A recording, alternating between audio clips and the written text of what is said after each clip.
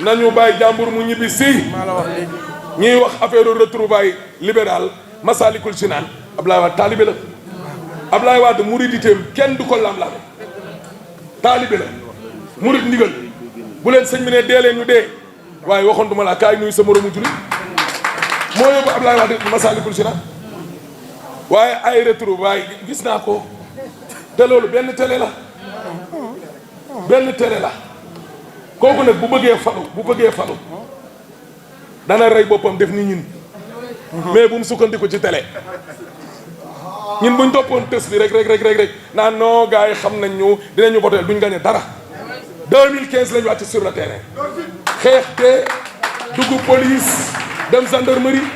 dugg kaso mandat de dépôt yóbbu ñu Sébikotane denc ñu fa ci kaso bi libéré ñu tey la ñu gën a mën a dox ci mbedd mi laa génne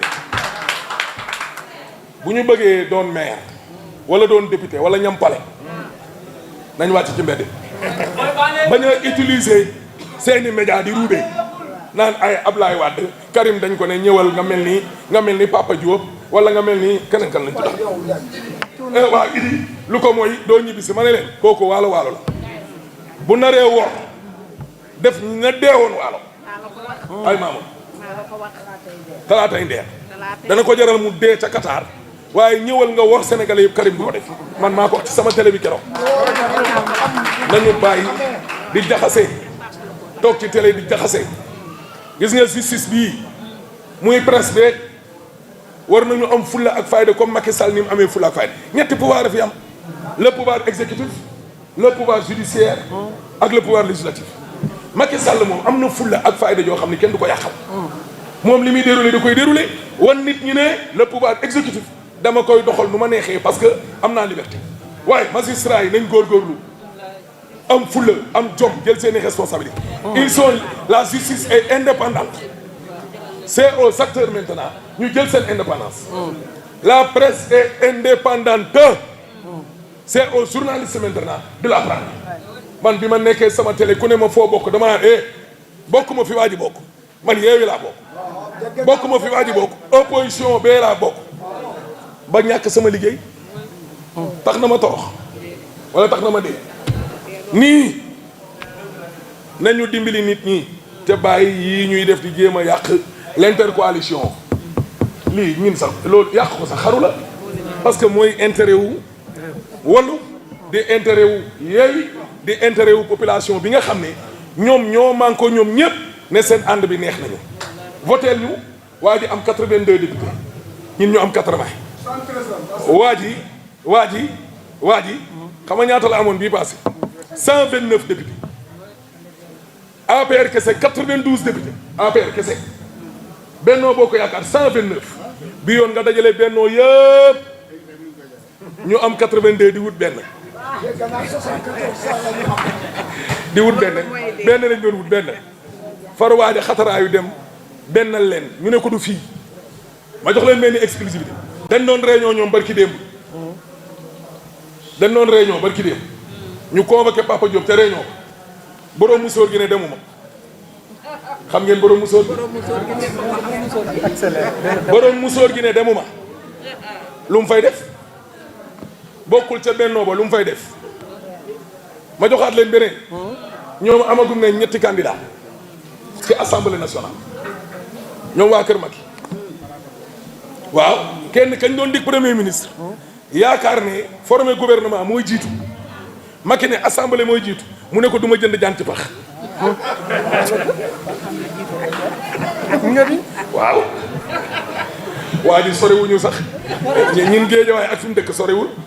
xalaat leen primature ñu ne ko yaa fa jëm mais may ñu installé assemblée mu ne leen du ma jënd jaan ci pax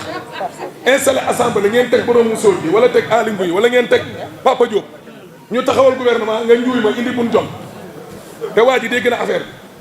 te waa ji daa bëri doole de gën a gàtt mi ngeen fukki député ak juróom te le vote est secret Yewwi ak Wallu yàlla nañu cat seexlu bu ñu booloo nekk benn dama ne présidence su assemblée bi ñun ñoo koy doon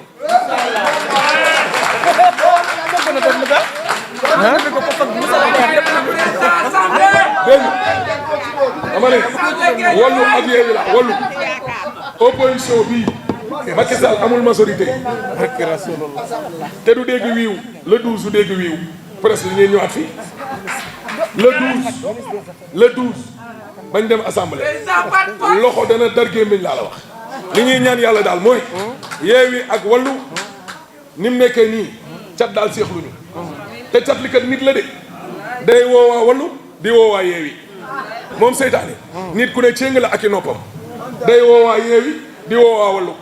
yor xaalis di joxe fee yor xaalis joxe fii di ruube fii di ruube fii mosoo leen gis seytaane boo xam ne dañ ne ñetti tànk la yor wala juróom-ñetti nopp nit njaay dong la nit ñoo ñuy woote nag ak di dugg ci ñin ku ñëw nañ la def rek comme yonent yàlla Ibrahima ak doom jax Ismaïl sànni xeer ñu daw buñ ko defee dama ne la 12 sëñ bi yow.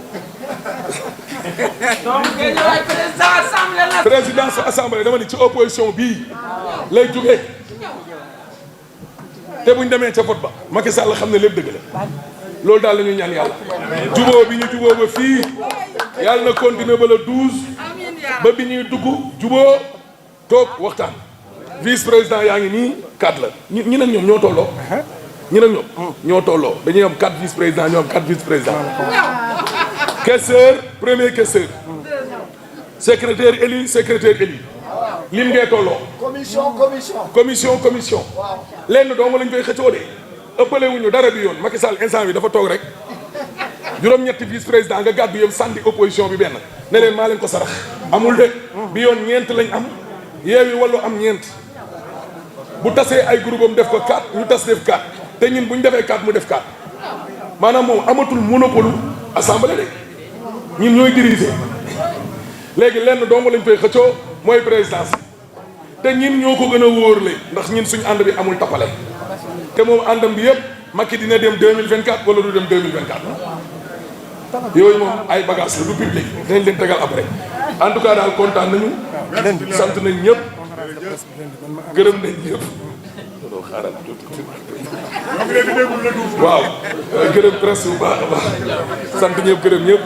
allahumma salli ala sayyidina Muhammad